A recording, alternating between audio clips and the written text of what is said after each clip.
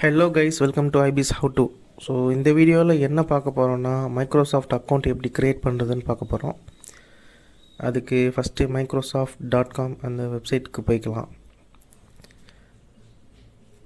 மைக்ரோசாஃப்ட்டில் என்னென்ன ப்ராடக்ட்ஸ்லாம் இருக்குது நம்ம யூஸ் பண்ணிகிட்ருக்கோம் அப்படின்னு பார்த்தீங்கன்னா, மைக்ரோசாஃப்ட் வேர்டு, எக்ஸல், பவர்பாயிண்ட், அப்புறம் மைக்ரோசாஃப்ட்டில் azure இருக்குது. நம்ம க்ளவுட் சர்வீஸ் வந்து OneDrive யூஸ் பண்ணுறோம், Outlook email service, Skype. So இது எல்லாமே யூஸ் பண்ணிகிட்ருக்கோம். ஸோ மைக்ரோசாஃப்ட் அக்கௌண்ட் க்ரியேட் பண்ணுறதுக்கு ஃபஸ்ட்டு சைன்இன் ஆப்ஷன் வந்து நம்ம ரைட் சைடு இருக்குது, அதை கிளிக் பண்ணிக்கலாம். ஓகே கைஸ், கிளிக் பண்ணதுக்கப்புறம் கீழே க்ரியேட் ஒன்று கிளிக் பண்ணிக்கிறேன். அதுக்கப்புறம் நமக்கு வந்து இமெயில் அட்ரஸ் கேட்குறாங்க. ஸோ இமெயில் அட்ரஸ் கொடுத்தோ இல்லை வந்து கீழே பார்த்திங்கன்னா ஃபோன் நம்பர் கேட்குறாங்க. ஸோ அது கொடுத்தோ நம்ம க்ரியேட் பண்ணிக்கலாம். கெட் நியூ இமெயில் அட்ரஸ் அந்த இதை நம்ம கிளிக் பண்ணிவிட்டு இப்போது நியூ ஐபிஸ் ஹவு டு அப்படின்னு நம்ம வந்து ஒரு இமெயில் ஐடி க்ரியேட் பண்ணுறோம். 3 ஆப்ஷன் வச்சுருக்காங்க, outlook.com, outlook.in, hotmail.comனு.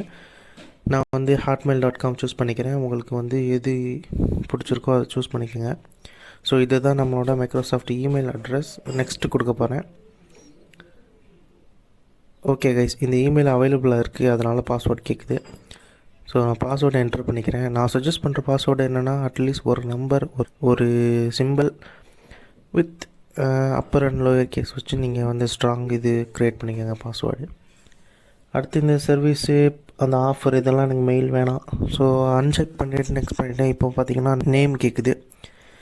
First name, last name கொடுத்துட்டு நெக்ஸ்ட் கொடுத்துக்கிறேன். இப்போ பார்த்தீங்கன்னா கண்ட்ரி கொடுத்தாச்சு. டேட் ஆஃப் பர்த் கேட்குது. ஸோ டே, மந்த், இயர் எல்லாமே ஃபில் பண்ணிட்டேன். இப்போ வந்து நான் நெக்ஸ்ட் கொடுத்துக்கிறேன். ஓகே கைஸ், நம்ம அக்கௌண்ட் க்ரியேட் ஆகிட்டுருக்கு. ஓகே, ரோபோட்டா இல்லையான்னு செக் பண்ணுறதுக்காக பசில் கொடுத்துருக்காங்க. நெக்ஸ்ட் கிளிக் பண்ணுறேன். என்ன கேட்டிருக்காங்கன்னா, 2 ஐடென்டிக்கல் ஆப்ஜெக்ட் ஒரே ஸ்கொயரில் இருக்கா அப்படின்னு, இந்த ஸ்கொயரில் இருக்குதுன்னு கேட்குறாங்க. ஸோ ஃபஸ்ட்டு இது நான் இங்கே சூஸ் பண்ணிக்கிறேன். செகண்ட் இங்கே இருக்குது. ஓகே, தேர்ட் இங்கே இருக்குது. ஃபோர்த் இங்கே இருக்குது. ஓகே கைஸ், நம்ம வந்து இது கம்ப்ளீட் பண்ணியாச்சு. ஓகே, சைன்இன் கேட்குது. நான் வந்து எஸ் கொடுத்துக்கிறேன். ஏன்னா இது வந்து என்னோடய லேப்டாப்பில் தான் ஓப்பன் பண்ணியிருக்கேன், அதனால் நான் எஸ் கொடுத்துக்கிறேன். Okay guys, welcome to Microsoft 365.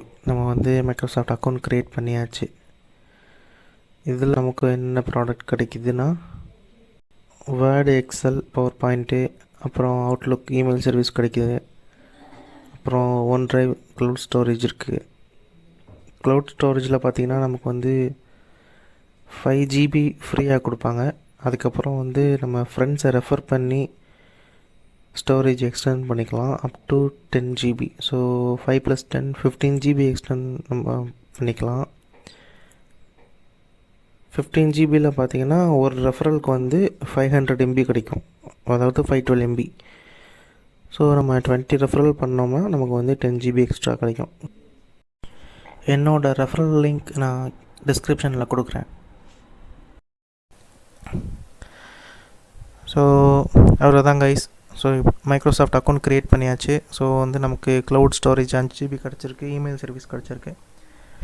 So அடுத்து உங்களுக்கு என்ன தெரிஞ்சுக்கணும், how to do something, so அதில் ஏதாச்சும் உங்களுக்கு தெரிஞ்சுக்கணுன்னா நீங்கள் கமெண்ட் பண்ணுங்கள். நான் கண்டிப்பாக அதுக்கு ஒரு வீடியோ மேக் பண்ணுறேன்.